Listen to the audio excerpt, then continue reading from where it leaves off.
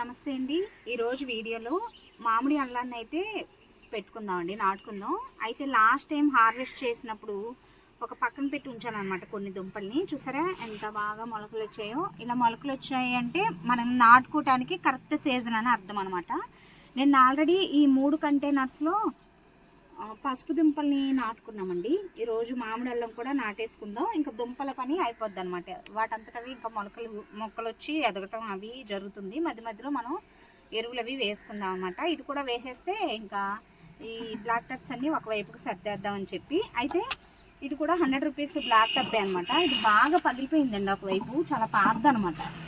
ఇంకా అలాగే ఇలా పక్కన కవర్ పెట్టి కొంచెం అంటే కదపకుండా ఒక పక్కన పెట్టి ఇంకా అలా ఈసారి కూడా అలాగే చేద్దాం, చూద్దాం. స్పేర్ బాగానే ఉంటుందిలే, బాగానే మన్నుతుందిలేండి. అయితే ఇక్కడ డ్రైనేజ్ హోల్స్ అనేవి ఇక్కడ కూడా కంపల్సరీగా చేశాను. ఆల్రెడీ పగిలినా కూడా ఇటువైపు మళ్ళీ నీళ్ళు నిలుస్తాయని చెప్పి ఇటువైపు కూడా కొన్ని హోల్స్ చేసుకున్నాను అనమాట. ఆ డ్రైనేజ్ హోల్స్ మీద రాయితో కవర్ చేసుకున్నా. సేమ్ మనం పసుపు దుంపలకి మట్టిని ఎలా కలుపుకోవాలని చెప్పాను, ఇది కూడా అంతే అండి. 1% మట్టి, 1% ఎరువు, కొద్దిగా కొబ్బరి పొట్టు, అలాగే కొంచెం ఇసుకను కూడా యాడ్ చేసుకుంటే డ్రైనేజ్ అది ప్రాపర్గా ఉంటుందన్నమాట. దుంప జాతికి సంబంధించిన అన్ని మొక్కలకి కూడా మనం ఇసుకని ఎక్కువగా యాడ్ చేసి కొంచెం నార్మల్ మట్టితో పోలిస్తే కొంచెం ఇసుకని ఎక్కువగా కలుపుకున్నాం అనుకోండి, డ్రైనేజ్ అది అంటే ఎక్సెస్ వాటర్ అది నీట్గా కిందకి దిగిపోద్ది అనమాట. అప్పుడు దుంపలు అవి కుళ్ళిపోకుండా, వేరుకుళ్ళు ప్రాబ్లం అది రాకుండా ఉంటాయన్నమాట.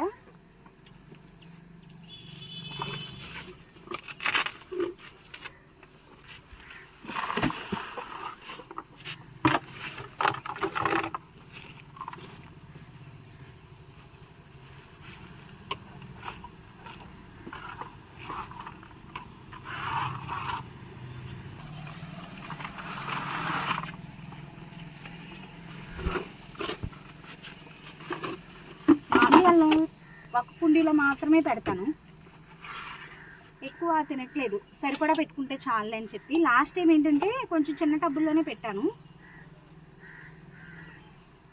ఇవి పెరిగేటప్పుడు ఏంటంటే గ్రీన్గా చక్కగా మొక్కలు కూడా చాలా సేమ్ పసుపు మొక్కలు ఎలా ఉంటాయో ఇవి కూడా అదే మాదిరిగా ఉంటాయండి. కొంచెం ఇలా మొలకలు కొంచెం కనబడేటట్టు పెట్టుకున్నాం. గ్రీన్గా చక్కగా హైట్గా పెరుగుతాయి అన్నమాట. గార్డెన్లో చూడటానికి కూడా బాగుంటుంది.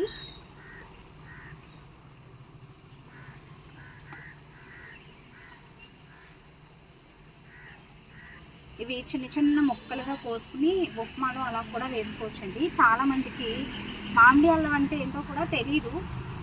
ఏంటంటే నార్మల్గా అల్లం షేప్లో ఉంటుందని ఆ పేరు వచ్చింది, కానీ దీని ఫ్లేవర్ మాత్రం సేమ్ మామిడికాయ స్మెల్ ఎలా ఉంటుంది అలా ఉంటుంది అన్నమాట. లోపల అల్లంలా ఉన్నా కూడా మామిడికాయ లాగా, పచ్చి మామిడికాయ ఎలా ఉంటుందండి వగరగా పుల్లగా వగరగా అలా ఉంటుంది, సేమ్ ఇది కూడా అలాగే ఉంటుంది అన్నమాట. వచ్చేటప్పుడు కొంచెం దగ్గరగా చూపి, చేసేటప్పుడు పని కొంచెం దగ్గర. ఈసారి పెద్ద కుండీలోనే పెడుతున్నాను కాబట్టి ఒక కుండీలో అయినా కూడా సరిపోతాయండి.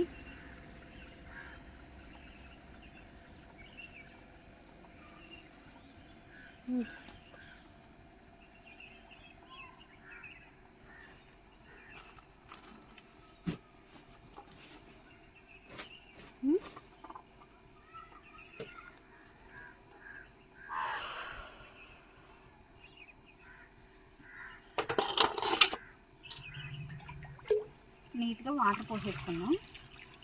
చెప్తున్నాను కదండి ప్రతి వీడియోలో, ఫస్ట్ టైం మనం ఏవైనా కూడా కొత్త మొక్కలు వేసుకున్నా, విత్తనాలు పెట్టుకున్నా కూడా ఫస్ట్ టైం మాత్రం వాటర్ చాలా ఎక్కువగా చేయాలన్నమాట. డ్రైనేజ్ హోల్స్ నుంచి వాటర్ కిందకి దిగాలన్నమాట. కొంచెం మట్టి ఎండలో ఉంది కదా, అందుకని స్లోగా అది కిందకి దిగుద్ది. తర్వాత నుంచి మాత్రం మట్టి డ్రై అయిన తర్వాత కొంచెం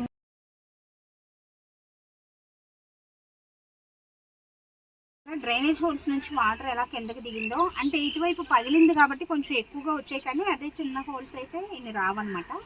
ఫస్ట్ టైం మాత్రం ఇలా ఎక్కువగా చేసుకోవాలి వాటర్. తర్వాత నుంచి మట్టి పైన డ్రై అవుతుంది అన్నప్పుడు మాత్రం వాటర్ చిలకరించుకుంటే చాలండి. మామిడి అల్లం కూడా యాజ్ ఇట్ ఈజ్గా మనకి పసుపు లాగానే అనమాట. 8 నుంచి 9 నెలలు అలా పడుతుంది టైము రెడీ అవటానికి. ఇవి మొక్కలు ఏపుగా హెల్దీగా పెరిగి హార్వెస్ట్కి రెడీ అయినాయి అని మనకు ఎలా తెలుస్తుందంటే, ఈ 8 నుంచి 9 నెలల ఆ మధ్యలో మొక్కలు హెల్దీగా పచ్చగా పెరిగిన మొక్కలన్నీ కూడా వాటు పడిపోయి ఎండిపోతాయి అన్నమాట, ఇంకా చనిపోతాయి వాటంతటవి. అలాగే కంటైనర్ దగ్గరికి వచ్చేసరికి మనకు మంచి స్మెల్ కూడా వస్తుంది అనమాట పసుపు అయితే.